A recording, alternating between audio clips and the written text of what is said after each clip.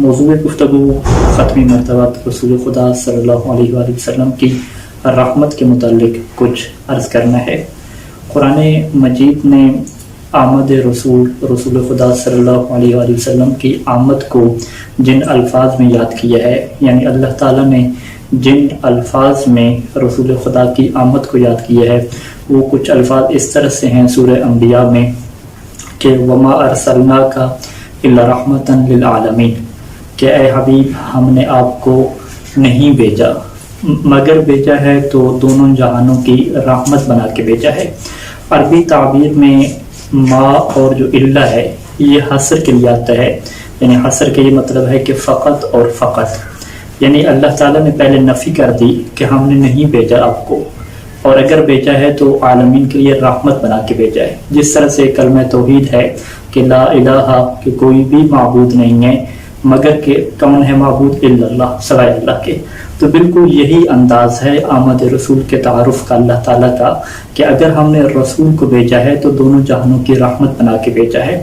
رسول خدا کا وجود، رسول خدا کی ذات دونوں جہانوں کے لیے رحمت ہے، اور دونوں جہانوں کی رحمت کا یہ مطلب ہے کہ خود زمین و آسمان کے لیے بھی ان کی آمد رحمت ہے، اور زمین و آسمان سے ہٹ کے تمام انسانوں کے لیے، فرشتوں کے لیے، انسانوں سے ہٹ کے جانوروں کے لیے، حیوانات کے لیے بھی ان کی ذات رحمت ہے۔ اور یہ رحمت کا کیا تعلق ہے اور کیا حیثیت ہے اس کی، یہ بہت زیادہ روایات میں اس کے متعلق گفتگو موجود ہے۔ میں فقط ایک پہلو کو عرض کرنا چاہوں گا کہ جو حقوق کے حوالے سے جو رسول خدا صلی اللہ علیہ وآلہ وسلم ایک نظام لے کر آئے، ایک قوانین لے کر آئے، لوگوں کو تہذیب کی دنیا میں لے کر آئے، لوگوں کو ثقافت کی دنیا میں لے کر آئے، کہ آج ساری دنیا یہ اعلان کرتی ہے اور اس نعرے کے پیچھے جاتی ہے کہ ہمیں دوسروں کے حقوق کا دفاع کرنا ہے، خواتین کے حقوق کا دفاع کرنا ہے، ہم بچوں کے حقوق کا دفاع کرنا ہے، جانوروں کے حقوق کا دفاع کرنا ہے۔ تو یہ جو حقوق کا دفاع اور دوسروں کے لیے رحمت بننا اور دوسروں کے لیے کچھ اپنے طرف سے عطا کرنا، اسی چیز کو رسول خدا صلی اللہ علیہ وآلہ وسلم لے کر آئے اس وقت جب نہ مغرب والوں کو تہذیب تھی نہ مشرق والوں کو تہذیب تھی، تو رسول خدا نے آ کے سب کو تہذیب سکھائی، سب کو رہنے کا سلیقہ سکھایا، اور بٹکی ہوئی انسانیت کو اپنے خالق سے جوڑا، اپنے مالک سے جوڑا۔ اس سے بڑی رحمت کیا ہو سکتی ہے؟ رسول خدا صلی اللہ علیہ وآلہ وسلم نے جہاں انسانوں کے لیے بہت سارے حقوق معین کیے، وہاں جانوروں کے لیے بھی بہت زیادہ حقوق معین کیے۔ ہماری کتب احادیث میں جیسے کہ وسائل الشیعہ اس وقت میرے سامنے ہے، پورے کے پورے باب اس بات پر لکھے گئے ہیں کہ دابا جانوروں کے کون سے واجب حقوق ہیں اور کون سے مستحب حقوق ہیں۔ باب حقوق الدابۃ المندوبۃ والواجبہ۔ میں فقط ایک دو روایات رسول خدا صلی اللہ علیہ وآلہ وسلم کی آپ کی خدمت میں پیش کروں گا تاکہ واضح ہو سکے کہ کس طرح سے رسول خدا تمام انسانوں کے لیے نہیں بلکہ تمام جانوروں کے لیے اور ہر چیز کے لیے رحمت بن کے آئے ہیں۔ روایت میں ہے کہ المحاسن للبرقی کی روایت ہے کہ جس میں رسول خدا صلی اللہ علیہ وآلہ وسلم نے فرمایا کہ نظفوا مرابض الغنم، کہ وہ جو بیڑ بکریاں جہاں پہ تم باندھتے ہو، جیسے ہم بیڑ بکریوں کا باڑ کہتے ہیں، عربی میں سے مرابض کہتے ہیں، اس کی تم صفائی کرو۔ یعنی رسول خدا صلی اللہ علیہ وآلہ وسلم بیڑ بکریوں کے جو مرابض ہیں، ان کے جو باڑ ہیں، ان کی صفائی کا حکم دے رہے ہیں۔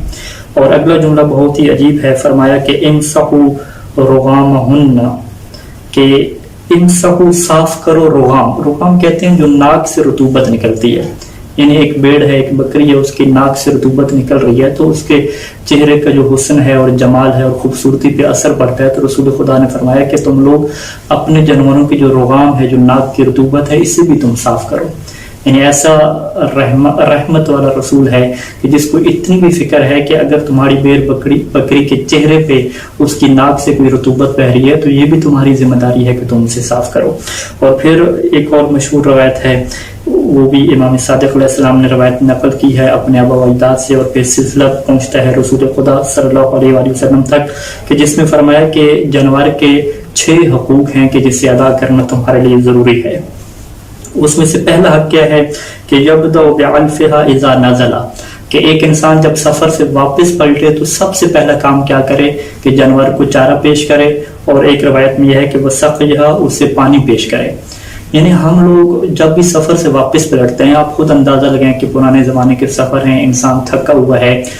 چل کے آ رہا ہے، جانور کے اوپر بیٹھ کے آ رہا ہے، تو جب گھر پہنچتا ہے تو اب رسول خدا نے یہ فرمایا تمہاری پہلی ذمہ داری یہ نہیں ہے کہ تم خود پیو، تم خود کھا پی لو، نہیں، بلکہ تمہاری پہلی ذمہ داری یہ ہے کہ تم اپنے جانوروں کو پلاؤ پانی، اس کو کیا کھانا کھلاؤ۔ یہ پہلا حق ہے کہ سفر سے جب بھی واپس پلٹو، اگر کھانے پینے کی ابتدا کرو تو اپنے جانور کو سب سے پہلے کھلاؤ، اپنے جانور کو سب سے پہلے پانی پلاؤ۔ اور پھر اس کے بعد فرمایا کہ وَيَعْرِضُ عَلَيْهِ الْمَاءَ إِذَا مَرَّ بِهِ، کہ جب بھی کسی جانور کے پاس سے گزرو تو اسے پانی پیش کرو، ہو سکتا ہے کہ وہ پیاسا ہو، یعنی اس بات کی تحقیق کرو، اسے پانی پیش کر دو۔ اور پھر فرمایا کہ وَلَا يَضْرِبْ وَجْهَهُ، دیکھو جانور کے چہرے پہ کبھی نہ مارنا، اس کے چہرے پہ مارنے سے منع فرما دیا۔ اور ایک اور اہم چیز فرمائی کہ لَا يُحَمِّلُهَا فَوْقَ طَاقَتِهَا، کہ جانور کی طاقت سے بڑھ کر اس کے اوپر کوئی چیز بھی سوار نہ کرو۔ اور ایک اہم نقطہ یہ فرمایا کہ دیکھو وَلَا يَتَّخِذُ ظَهْرَهَا مَجَالِسَ يَتَحَدَّثُ عَلَيْهَا، جانور کی پیٹھ پہ بیٹھ کے ایک دوسرے سے گفتگو کرنا شروع نہ کر دو۔ یعنی ہم لوگ دیکھتے ہیں کہ انسان گھوڑے پہ آ رہا ہے، جانور پہ آ رہا ہے، تو ادھر وہ جانور کی پیٹھ پہ وہ کیوں سواری کر رہا ہے؟ تاکہ وہ اس کے سفر میں اس کے لیے معاون بنے اور اسے وہ لے چلے اس کی منزل تک۔ تو پیغمبر صاحب نے یہ منع فرمایا کہ اگر تم گھوڑے کی پیٹھ پہ اور گفتگو کرنے کا تمہارا پروگرام ہو اپنے ساتھی کے ساتھ، تو گھوڑے سے نیچے اتر جاؤ، جانور سے نیچے اتر کے تم گفتگو کرو، تم اس کو اذیت اور تکلیف نہ دو۔ ہاں اگر تم سفر پہ جا رہے تو پھر تم بیٹھو۔ فرمایا کہ دیکھو تم جانوروں کی جو کمر ہے، ان کی جو پشت ہے، ان کو اپنی گفتگو کے لیے استعمال نہ کرو کہ اس کے اوپر بیٹھ کے تم ایک دوسرے سے گپیں لگا رہے ہو، اس چیز سے منع فرما دیا۔ اور اس کے بعد فرمایا کہ چہرے کے اوپر کیا ہے نہ مارو۔ اور یہ جو ہے وہ یہی روایات جو ہیں، انہی روایات میں ایک چیز یہ بھی ہے کہ ولا یسمھا، جانوروں کو جو ہے وہ کوئی چیز داغ کر ان کے اوپر نشان بھی کیا نہ بناؤ، کیونکہ لوہے کے داغی چیزیں داغی جاتی تھیں اور نشان بنائے جاتے تھے۔ ان جیسی روایات میں بہت ساری چیزیں ایسی ہیں کہ جو ہمیں ایک جھلک ہمیں دکھاتی ہیں کہ رسول خدا کس طرح سے رحمت بن کے آئے۔ اور اگر آپ انسانیت کے لیے رحمت میں دیکھیں تو مرحوم کلینی علیہ رحمہ نے ان روایات کو لکھا ہے کہ جس میں رسول خدا فرماتے ہیں کہ ما من شیء یقربکم من الجنت، کوئی ایسی چیز نہیں ہے کہ جو تمہیں جنت سے قریب لے جائے اور تمہیں آگ سے دور لے جائے، الا وقد امرتم بہ، مگر یہ کہ میں نے اس کے بارے میں تمہیں حکم دے دیا ہے، تمہیں بتلا دیا ہے، اور جو چیز تمہیں آگ کی طرف لے جائے گی میں نے تمہیں اس سے روک دیا ہے۔ اس سے بڑی رحمت کیا ہو سکتی ہے کہ ایک شخص آئے اور وہ آپ کو نفع نقصان کے بارے میں آگاہی دے اور آپ کو ہلاکت سے بچائے۔ اور اسی وجہ سے روایت ہے کہ قیامت کے دن جب ہوگا اور ہر کسی کو اپنی پڑی ہوئی ہوگی، اور یہ روایت کے الفاظ ہیں کہ فما خلق اللہ عبدا من عبادہ ملک ولا نبی، کہ اللہ تعالیٰ کے جو بھی بندے ہیں چاہے وہ فرشتے ہوں یا نبی ہوں، حتیٰ کہ نبی بھی اس میں شامل ہے، الا وینادی، وہ قیامت کے دن حشر میں کیا کہہ رہے ہوں گے، یا رب نفسی نفسی، اے اللہ نفسی نفسی، میری جان کا خطرہ ہے مجھے بچا لو۔ لیکن رسول خدا کی کیا حالت ہوگی، وانت تقول یا رب امتی امتی، اور رسول خدا یہ نہیں کہہ رہے ہوں گے کہ میرے بارے میں اپنی فکر نہیں کہہ رہے ہوں گے، رسول کی زبان پہ ایک ہی لفظ ہوگا کہ امتی یا رب امتی امتی، اے اللہ اے پالنے والے میری امت کا کیا بنے گا، میری امت کے بارے میں کیا حال ہوں گے۔ اسی وجہ سے ختم مرتبت نے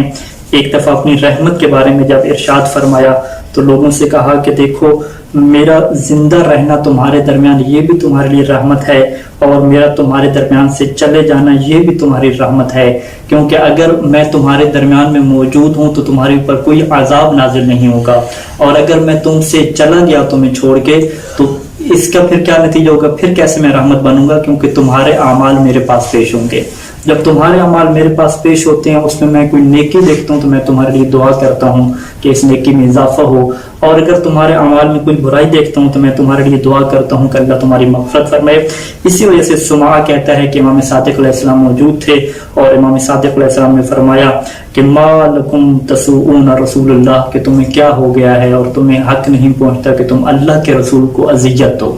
اللہ کے رسول کو تکلیف نہ دو۔